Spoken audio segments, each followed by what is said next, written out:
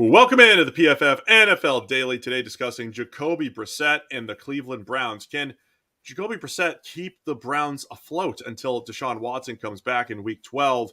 Already, so far, so good. Jacoby Brissett has the number 3 PFF grade among quarterbacks through 3 weeks. Sam, we always like to give the caveat that, hey, small sample sizes, don't look too much into it, but you have to give credit where credit is due. Jacoby Brissett, particularly these last 2 games, has looked very good. So can he keep it up? And will the Browns be in the playoff picture by the time Deshaun Watson comes back?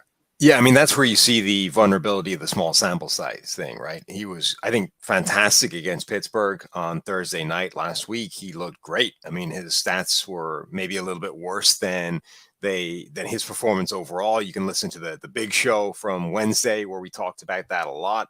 One play essentially could have added another 50 yards, another 10 points to his passer rating, those kinds of things. But he was excellent in that game. The game before, he was generally very good and then made one really bad play that kind of undid a lot of that good work. And then the week 1, he was pretty bad. So of 3 games, we've got excellent Jacoby. We've got very good Jacoby outside of one bad play. And we've got pretty bad Jacoby, and that sort of shakes out somewhere over the course of those 3. But I think what we've seen is that he's definitely good enough to steer this ship in a way where they can win enough games that things start to get interesting again. Because I think the second it was an 11-game suspension, given the state of the AFC and the strength in that conference, you're like, yeah, the Browns are probably done in terms of being a real contender. But a couple of things. One, given the games that they're winning, and remember, they're a ridiculous historic collapse away from being 3-0, in going into a game where their favorite could be 4-0 and et cetera, et cetera. We'll get to the schedule in a minute, but they're winning games and could be well in contention. But also a bunch of teams we thought would be really good in the AFC aren't yet, like Denver are 2-1, but they don't look like Super Bowl contenders. The Raiders are 0-3, having been, supposed to be one of those teams that were really good in that conference. Like all of a sudden the AFC isn't looking nearly as strong as it did on paper heading in, at which point Cleveland, I think, is absolutely back in the running. If you look at Jacoby Brissett specifically and his skill set, historically he's been really, really good at taking care of the ball, really low turnover-worthy play rate. His actual interception rate is one of the best in NFL history. Now, throw a million asterisks at that because we know that all of the best interception rates come from this era and all that stuff. But even among this era, if you just use interceptions, Jacoby Brissett's been one of the best. Now, he's not been a value-add type of quarterback when he's had an opportunity to start, not a high big-time throw rate, not a high percentage of positives. But I thought the last 2 games were even the high end for Brissett. He really didn't make many mistakes. He did have the game-ending interception against the Jets. Up until that point, he had played extremely well. Steelers game was even cleaner, just not missing throws. Then you add little stuff like QB sneaks and converting third and shorts, and there's a lot to like about Jacoby Brissett in his game. I think it is the classic backup quarterback, high-end backup, low-end starter type of skill set. And again, I think these last 2 games, Brissett has played it extremely well. So if he keeps that up, yeah, the Browns are going to be in good position, Sam. They've got a good, solid roster. Like a lot of teams around the NFL, they're dealing with injuries too, but they could very well be in the mix because, yes, these next few games, they do have some opportunities to just win some games, have a pretty good record heading into week 7, 8, and 9. Yeah. And also, remember one of the reasons we were a little bit optimistic about Jacoby Brissett, and this was the best situation that was ever going to be around him in the NFL. The Browns have a roster and an offense that's in really good shape. And even if he is just this game manager type of quarterback, like there's quite a good game to be managing here in terms of what the Browns are setting him up with. Cleveland leads the NFL in rushing yards through 3 games. They are 6th in terms of yards per carry per rush. They're 5 yards a carry essentially over the course of 3 games. Like they can steer this. They can have a pretty good offense rolling. All Jacoby needs to do is not screw up, not make a mistake, not have the game-ending interception at the end of the Jets game. You don't have that. They win that game. He didn't have that in the Pittsburgh game. They won the game. So all of a sudden, I think you start to look at their schedule, and it isn't that bad. We They're favored for the Falcons this week. Let's call that a win, right? Then they have a couple of home games against a banged up Chargers team, against a banged up Patriots team that won't have their quarterback. So that could be another couple of wins. Then they have to go on the road against Baltimore. That's always a tough one. Then they're back at home against Cincinnati. And then they get the 3-game stretch that's really rough before Deshaun Watson comes back. Away to Miami, away to Buffalo, and then home against Tampa Bay.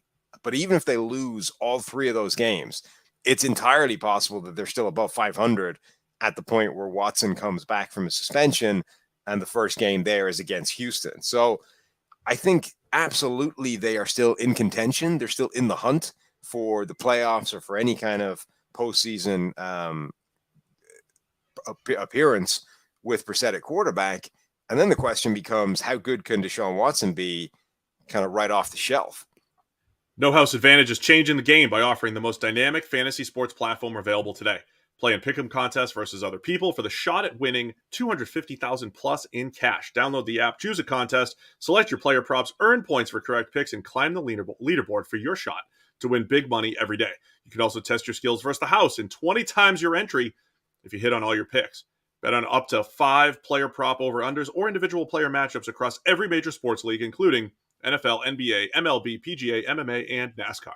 Sign up now with the promo code PFFDaily at nohouseadvantage.com or download the app on the app stores to get a first deposit match up to $25. Make sure to check out No House Advantage today and experience daily fantasy sports redefined, because it's not just how you play, but also where you play. Sam, I just want to cover this quickly here. There's a lot of people who fall in love with the backup quarterback, Jacoby Brissett, playing pretty well right now. Browns are sitting there at 2-1. You have Cooper Rush is 2-0 in Dallas, and there's already talk: is Cooper Rush better than Dak Prescott? Is Jacoby actually better than Deshaun Watson? I think it's a firm no. Say what you want about Watson off the field. We got to preface all that, but Deshaun Watson has a better track record. He's a better quarterback. But what we're talking about is, in a little more than half a season, staying afloat, managing the ship. And I think Brissett is as good as it gets in the NFL, as good of an option as can be in the NFL. And I got to credit the Browns in this respect, getting maybe the best backup quarterback, the best option for what they got themselves into by signing Deshaun Watson. Yeah, I think that Jacoby Brissett is arguably the best backup quarterback in the NFL, which is, it's a good thing to be, but by definition, that means you're nowhere near as good as, a good starter in today's NFL, which Deshaun Watson has been throughout his entire career. Where he ranks in that list has fluctuated a little bit, but he is a good starting quarterback, which Jacoby Brissett is not. So I think absolutely the idea of, is he a better option? It's just, it's laughable. It's ridiculous. Now, what does become an interesting question is, let's say they get to that part of the season where Watson is eligible to come back off the suspension, and Jacoby Brissett is still playing well, but the Browns are not, above 500. Maybe they're a little bit behind the curve and they need to pick up a game or two somewhere. Jacoby's playing well. Do you know that Deshaun Watson immediately is going to be a better quarterback than that? Because, okay, he only played, 5 dropbacks, 1 drive in preseason, but he looked terrible. He looked like a guy that hadn't played football in a year.